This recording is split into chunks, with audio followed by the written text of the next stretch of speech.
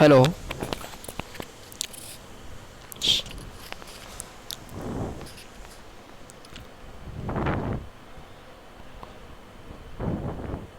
Hello dear students, last class में हम लोगों ने थर्मोडायनेमिक्स स्टडी किया था और कुछ टॉपिक डिस्कस किए थे। फर्स्ट लेक्चर, ये सेकंड लेक्चर है।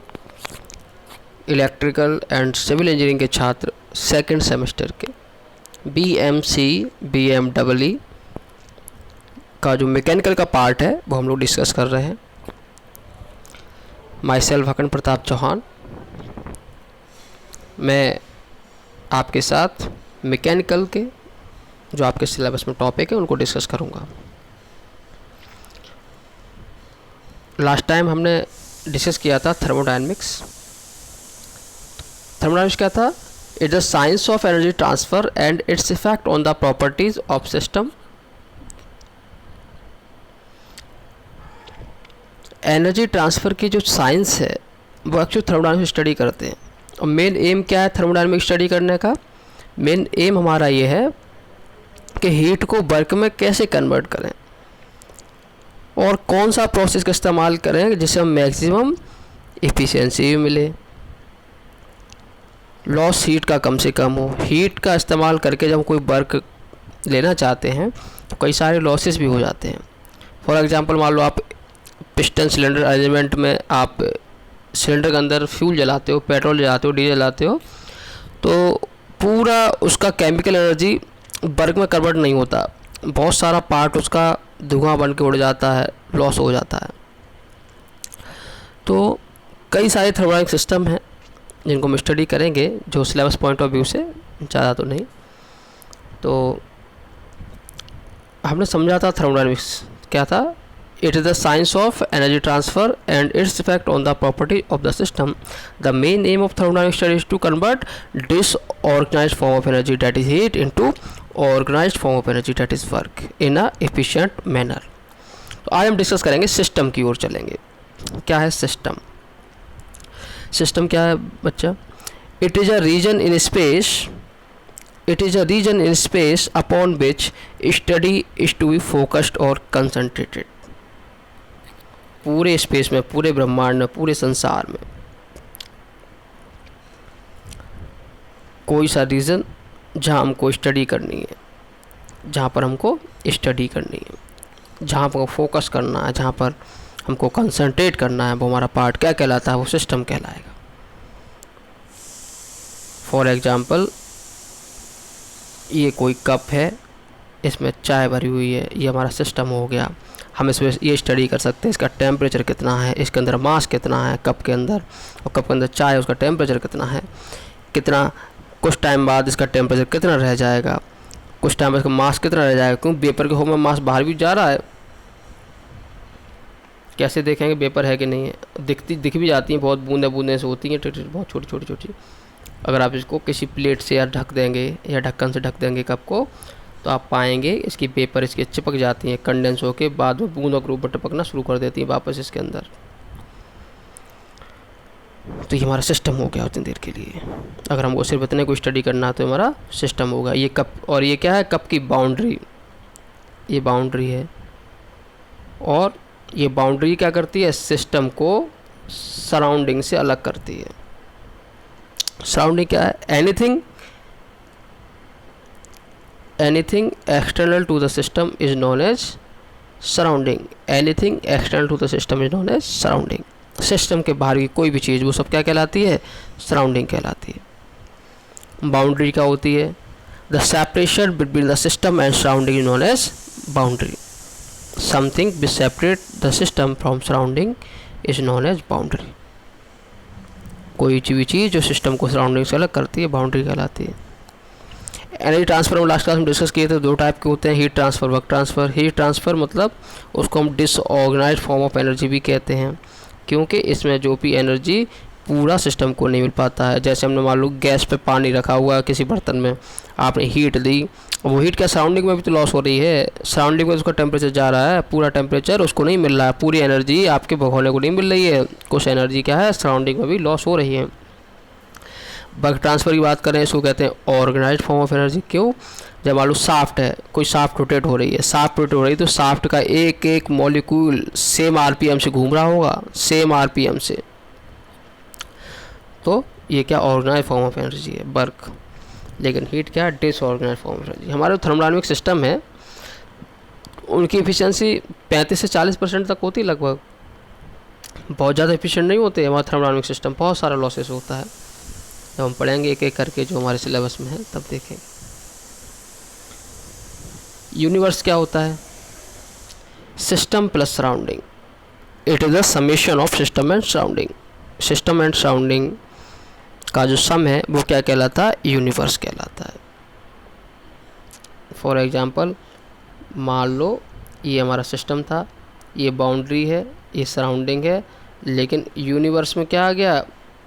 यूनिवर्स सब कुछ आ गया। यूनिवर्स मान लो हमारा कुछ, इसके अंदर ये हमारा छोटा सिस्टम, ये बाउंड्री, ये सराउंडिंग और ये हमारा यूनिवर्स। यूनिवर्स में सब कुछ है, ब्रह्मांड यूनिवर्स, उसके अंदर सब कुछ है ना, बस यूनिवर्स हमारा, उसके अंदर सब कुछ है, सारे सिस्टम उसके अंदर, सबकी बाउंड्री उसी में है, उसमें सब कुछ समाया हुआ है। बाउंड्री हमारी कई टाइप की होती हैं, रिजिड जिसे फिक्स्ड भी कहते हैं, मूवेबल या फ्लेक्सिबल, या रियल और इमेजिनरी। देखते हैं कैसे हैं, फिक्स्ड बाउंड्री क्या होती हैं, रियल क्या होती हैं, ये सब डिस्कस करेंगे। आओ जरा इस पे देखते हैं। फिक्स्ड बाउंड्री की बात करें हम तो ये लो देखो, ये हमारा कोई सिलेंडर है, मान लो घरों में यूज़ होता है, वहाँ गैस सिलेंडर भाई, इसके अंदर गैस भरी हुई है, तो इसकी बाउंड्री कैसी है? फिक्स्ड है, इसको आप चेंज नहीं कर सकते। अंदर गैस का प्रेशर कैसा भी रहे, चाहे गैस सिलेंडर खाली हो या भरा हो, कितना भी बाउंड्री यही रहेगी। ये कैसी है? फिक्स्ड बाउंड्री है, रिजिड बाउंड्री है, ठीक है। पिस्टन सिलेंडर अरेंजमेंट की बात करें, मान लो ये पिस्टन मूव कर रहा है, पिस्टन का मूवमेंट इधर से इधर की ओर है, इधर से इधर जाए, ठीक है। तो अब ये पिस्टन जब मूव करेगी इधर की ओर, तो यहाँ गैस भरी हुई है, अभी इसके यहाँ पर है, अभी आगे को मूव करेगी, फिर थोड़ी पिस्टन यहाँ पर होगी, अभी इसकी बाउंड्री ये है, थोड़ी बाउंड्री ये होगी, थोड़ी बाउंड्री ये होगी, तो क्या है? मूवेबल बाउंड्री है इसकी। कैसी है? मूवेबल है, स्थिर नहीं है। और इधर आएगी वापस तो ये हो जाएगी, थोड़ी बार ये हो जाएगी, थोड़ी बार ये हो जाएगी, पिस्टन ऐसे ऐसे मूव करता जाएगा, इधर की ओर मूव करता जाएगा। ये बाउंड्री कैसी हो गई? मूवेबल हो गई, फिक्स्ड नहीं है। गुब्बारे में आप हवा भर रहे हैं, मान लो ये गुब्बारा है, गुब्बारे और बीच में दबा दिया तो फ्लेक्सिबल बाउंड्री हो गई। गुब्बारे बाउंड्री फ्लेक्सिबल है, आप उसको दबा दोगे गुब्बारे को तो बाउंड्री चेंज हो जाएगी, जहाँ से दबा दोगे वहीं से ये दब जाएगा गुब्बारा। इसकी बाउंड्री कैसी है? फ्लेक्सिबल बाउंड्री है। रियल इमेजिनरी देखते हैं कैसी बाउंड्री होती हैं। मान लो ये पाइपलाइन है, ये इसका इनलेट है, इसका आउटलेट है। अच्छा पाइपलाइन, ये चीज़ हमको क्या है? ये तो यहाँ भी एक बाउंड्री है, यहाँ भी बाउंड्री है, मान लो यहाँ से कोई फ्लूइड फ्लो हो रहा है इधर इस डायरेक्शन में, तो ये तो सबको दिख रही बाउंड्री है ना, ये पाइप ये सबको दिख रहा है, लेकिन ये बाउंड्री किसी को नहीं दिख रही। ये तो रियल है, ये जितना डाया होगा पाइप, ये रियल बाउंड्री है वास्तविक। लेकिन ये इमेजिनरी, ये पानी आएगा तो यहाँ भी एक बाउंड्री होगी ना, एक मान डॉटेड डॉटेड से प्रदर्शित करते हैं, ये भी तो होगी एक बाउंड्री। यहाँ से पैर टकराएगा तभी तो इसके अंदर पाइप में घुसेगा। यहाँ डॉटेड डॉटेड डॉटेड डॉट, ये है इमेजिनरी बाउंड्री, ये दिख नहीं रही है लेकिन यहाँ भी एक बाउंड्री है। यहाँ से एंटर करेगा तो आठ तो होगी इसको कि पाइपलाइन में जा रहे हैं हम, ये इनलेट है, ये आउटलेट है, यहाँ भी एक बाउंड्री क्रॉस करना पड़ेगा तभी बाहर निकलेगा। ये बाउंड्री कैसी होगी? इमेजिनरी होगी। ये बाउंड्री रियल बाउंड्री है पाइप की, ये बाउंड्री जो होंगी यहाँ पे वो इमेजिनरी बाउंड्री होंगी, ये बाउंड्री इमेजिनरी बाउंड्री है। बात क्लियर है? तो fixed, real, imaginary, movable, flexible, ये सारी बाउंड्री हमने जानी, इनको सीखा बाय प्रैक्टिकली ये कैसी हैं। अब चलते हैं हम सिस्टम की बात करेंगे बेटा। सिस्टम हमारे 3 टाइप के सिस्टम होते हैं। कितने टाइप के सिस्टम होते हैं? 3 टाइप के सिस्टम होते हैं हमारे। कौन कौन से? Close system, open system, isolated system. तो सिस्टम को हमने एक्चुअली मास ट्रांसफ़र और एनर्जी ट्रांसफ़र, हमारे सिस्टम के अंदर एनर्जी ट्रांसफ़र और मास ट्रांसफ़र, इसके बेसिस पर सिस्टम को क्लासिफाई करते हैं। कुछ सिस्टम मास ट्रांसफ़र अलाउ करते हैं, कुछ एनर्जी ट्रांसफ़र को अलाउ करते हैं, कुछ दोनों को अलाउ करते हैं, कुछ दोनों को नहीं अलाउ करते हैं, एक को भी अलाउ नहीं करते हैं। तो पहले पढ़ते हैं हम क्लोज सिस्टम। क्लोज सिस्टम ऐसा सिस्टम जो मास ट्रांसफ़र को तो अलाउ करता है लेकिन एनर्जी ट्रांसफ़र को अलाउ नहीं करता है। क्लोज सिस्टम में क्लोज सिस्टम में एनर्जी ट्रांसफ़र होती है बट मास का ट्रांसफ़र नहीं होता है। क्लोज सिस्टम में क्या होता है, एनर्जी ट्रांसफ़र होती है, मास चेंज नहीं होगा सिस्टम का, मास ट्रांसफ़र नहीं होता क्लोज सिस्टम में, एनर्जी ट्रांसफ़र होगी। ऐसा सिस्टम क्या कहलाएगा, close system. For example piston cylinder without bulb, ठीक है। ओपन सिस्टम ऐसा सिस्टम जो मास ट्रांसफ़र को भी अलाउ करेगा, एनर्जी ट्रांसफ़र को भी अलाउ करेगा। सिस्टम क्या कहलाएगा, ओपन सिस्टम। जैसे टरबाइन, पंप, बॉयलर, कंप्रेशर। अब देखो पंप में देखते हो पानी आता है पानी जाता है, मास आ रहा है मास जा रहा है, एनर्जी आ रही है एनर्जी जा रही है, दोनों को अलाउ करता है। आइसोलेटेड सिस्टम ऐसा सिस्टम जो ना तो मास ट्रांसफ़र को अलाउ करता है ना एनर्जी ट्रांसफ़र को अलाउ करता है, आइसोलेटेड सिस्टम कहलाता है। फॉर एग्जांपल यूनिवर्स या hot coffee in a well insulated flask, ठीक है। इंसुलेटेड थर्मस होते हैं, घरों में यूज भी करते हो, जैसे मिल्टन का हो गया। एक्चुअली आइडियल होना चाहिए, हमारे पास जो थर्मल आइडियल नहीं है, कहीं कहीं हीट लॉस हो ही जाता है, ठीक है। चलो देखते हैं एग्जांपल से, इसको समझने की कोशिश करते हैं हम लोग, ठीक है। देखते हैं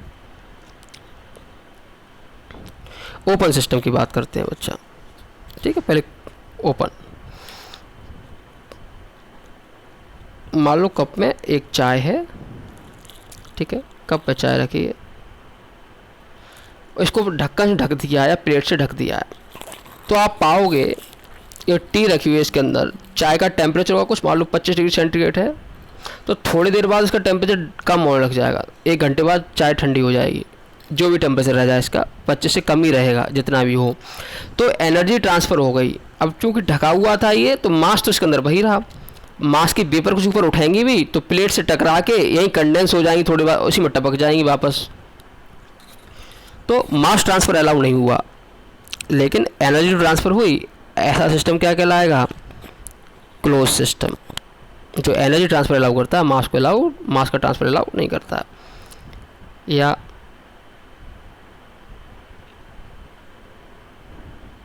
या जैसे पिस्टन सिलेंडर अरेंजमेंट ले लीजिए, इसके अंदर पिस्टन है, ईंधन जल रहा है, इसके अंदर पेट्रोल जल रही है, ठीक है। इसके अंदर जलेगी और ये घूमेगा, आगे मूव करेगा, इधर से इधर की मूव करेगा। इसमें मान लो बॉल्ब नहीं है, ये यहाँ बॉल्ब होते हैं इनलेट आउटर बॉल्ब, ये बॉल इसमें नहीं है, क्या नहीं है, बॉल्ब नहीं है, विदाउट बॉल्ब का है, तो इसमें धुआं इसके अंदर ही रह जाएगा, मूव करेगा। ये एनर्जी ट्रांसफ़र तो होगी, मास ट्रांसफ़र नहीं होगा, मास पूरा इसके अंदर ही समा जाएगा। एनर्जी ट्रांसफ़र होगी तो एनर्जी मूव करेगा, टेम्परेचर बढ़ जाएगा, ठंडा हो जाएगा कुछ देर बाद, लेकिन जो भी धुआं हुआ वो इसके अंदर भरा रहेगा। यह सिस्टम क्या कहलाएगा, क्लोज सिस्टम कहलाएगा। ओपन सिस्टम की बात करें, चाय रखी है इसमें, अभी ढका हुआ नहीं है चाय, तो इसकी चाय है रखी है गर्म चाय 50 डिग्री सेंटीग्रेड पे या 25 डिग्री सेंटीग्रेड पे, आप देखोगे वेपर के फॉर्म में चाय बाहर भी जा रही है, कुछ मास से कम होगा, दिख जाएंगे आपको वेपर फॉर्म में, तो कुछ मास भी कम हो जाएगा इसका, बहुत कम होगा लेकिन होगा कम, और चाय थोड़ी बार ठंडी भी हो जाएगी। मान लो 25 डिग्री सेंटीग्रेड है, थोड़ा टेम्परेचर डाउन हो जाएगा, तो एनर्जी ट्रांसफ़र भी अलग हो रहा है, यहाँ मास ट्रांसफ़र भी अलग हो रहा है, वेपर के फॉर्म में उड़ रही है चाय के कुछ पार्टिकल, कुछ मास सराउंडिंग में गायब हो जाएगा, ठीक है। ज़्यादातर हमारे थर्मोडायनेमिक सिस्टम है वो कैसे हैं, ओपन सिस्टम ही है, टरबाइन, पंप, बॉयलर, कंप्रेशर, जो कुछ आप सुनोगे सब लगभग ओपन सिस्टम है, सारा ओपन सिस्टम। आइसोलेटेड सिस्टम मतलब यही कॉफ़ी हमने इंसुलेटेड फ्लास्क में रख दी, आइडियल। अब इसका टेम्परेचर 25 डिग्री सेंटीग्रेड है, तो 2 दिन बाद भी 25 ही रहेगा, और जितना मास है उतना ही मास इसके अंदर रहेगा। ऐसा सिस्टम आइसोलेटेड सिस्टम ना तो एनर्जी ट्रांसफ़र अलाउ कर रहा है ना मास ट्रांसफ़र अलाउ कर रहा है। ध्यान रखें, आइडियल इंसुलेटेड फ्लास्क होना चाहिए, आइडियल इंसुलेटेड थर्मस होना चाहिए, तभी तो। हालांकि हो जाता है ठंडा 10 घंटे बाद, 14 घंटे बाद, 6 घंटे बाद ही कुछ टेम्परेचर इसका कम आपको दिखेगा, अब 25 नहीं रहेगा। रियल लाइफ में क्या 25 नहीं रहेगा, कुछ कम हो जाता है, ठीक है। चलो गुड, यहाँ तक समझ आया होगा। आई होप यहाँ तक समझ आपको आया होगा।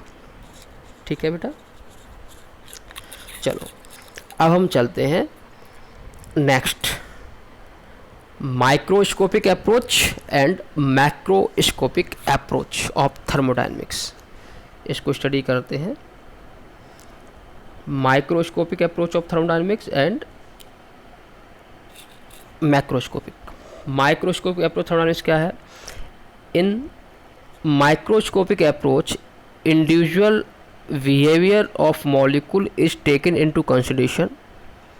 This approach is also known as statical thermodynamics.